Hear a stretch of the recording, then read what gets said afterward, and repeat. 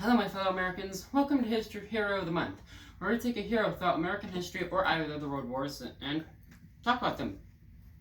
So today's episode will be on Joshua Chamberlain. Really cool dude. Lawrence Joshua Chamberlain was born in Brewer, Maine on September the 8th, 1828. His parents were Sarah Duper and Joshua Chamberlain Sr., who was the oldest among four siblings, and some historians believe that he was his mother's favorite while his father was toughening him. I didn't really look into that since only some of them believe it, however. I assume that the whole father being tough on him was usually the quote, standard things that fathers would do to get their sons ready for adulthood. He took part in his church choir when he was a child, and he enjoyed it quite much. His mother wanted him to become a preacher, whereas his father wanted him to enlist in the military. However, both of those options weren't really preferable to Chamberlain. It is said that he had some speech impediment until he graduated from his college. What that was, we don't necessarily know exactly, but all we know is that he had some impediment. Chamberlain got help from William Hyde, where he learned to read Ancient Greek and Latin in order to pass the entrance exam to get into Bowdoin College. And he was accepted into Bowdoin in 1838. Chamberlain met several people who were influential on our society. Among them was Harriet Beecher Stowe, the author of Uncle Tom's Cabin. While there, he was in multiple college groups, such as the Puke Indian Society, a group composed of mostly Federalist students, the Phi Beta Kappa Beta Honor Society, and he also joined the Alpha Delta Phi fraternity. Chamberlain graduated from college in 1852. He married his wife Fanny Adams in 1855, and they had 4 children. 5 if you count the one that was born prematurely and died.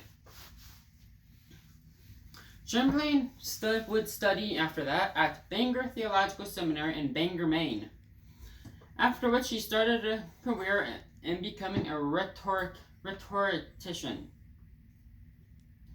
He would later go on to teach basically every subject possible except for math and science. In 1861, he became a professor of modern languages due to the, small fact that he became fluent in Greek, Latin, Spanish, French, Italian, Arabic, Hebrew, Syriac, and technically English, but that's a given. He was born in America. Now, he had a bit of a military history. Well, his ancestry did. Chamberlain's great-grandfather, Franklin Chamberlain, was a sergeant at the Siege of Yorktown.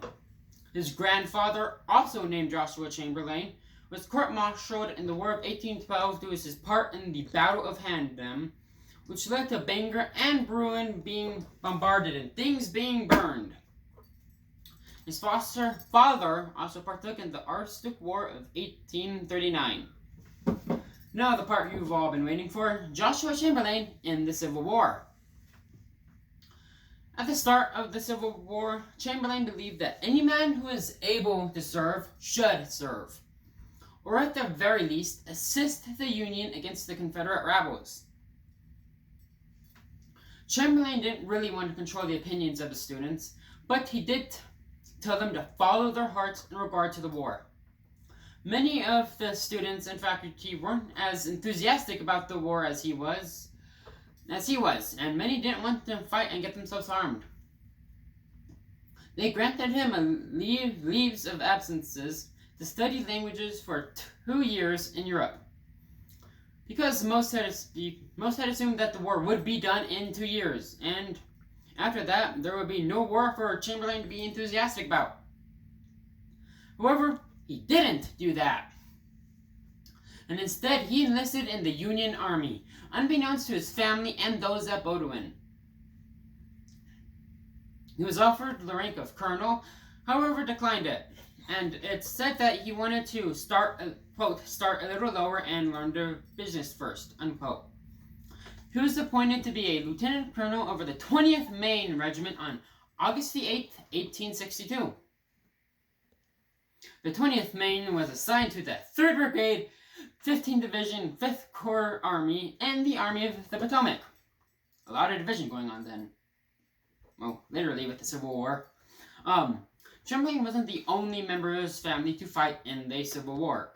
His brother was an officer in the war and just happened to also be in the 20th Maine. The 20th Maine partook at the Battle of Fredericksburg, taking minor casualties. However, unfortunately, an outbreak of smallpox prevented the regiment from fighting at Chancellorsville. Chamberlain became the colonel over the 20th Maine after its previous colonel Adelbertains was promoted sometime in June of 1863. Now Gettysburg, which Chamberlain is most known for. On the second day of fighting, the 20th Maine received orders to defend Little Round Top. Chamberlain quickly realized that the 20th Maine was the end of the line of the Union Army. He likely said some inspiring speech that commanders over military units do, stressing the importance of the fact that if the 20th Maine fell, it would mean the end of the Union Army and a victory for the Confederates at Gettysburg. After that, he and his men got ready for the oncoming Confederate onslaught. Said onslaught began with the 15th Alabama charging up. However, they were repelled by the 20th Maine. The Confederates kept charging and charging, however repelled every single time. But both the 20th Maine and the Confederates knew that the 20th Maine was running low on ammo. So, the Confederates prepared for a last charge up the hill, which they knew they'd win. However, Chamberlain did something incredibly brilliant. He ordered his men to fix bayonets, and then he gave the order to charge. This charge was completely unexpected, and the Confederate lines quickly ran away. The Union took many prisoners, and the Confederates did not charge the 20th Maine again. Chamberlain's actions are one of the reasons, but one of the most important reasons why the Union won the Battle of Gettysburg, the loss of which could have meant that we might have a CSA today. Chamberlain was awarded the Medal of Honor due to his heroism in holding Little Round Top. After the war, Chamberlain returned to Maine, serving 4 terms as governor. And after his political career, he was president of Bowdoin College from 1871 to 1881.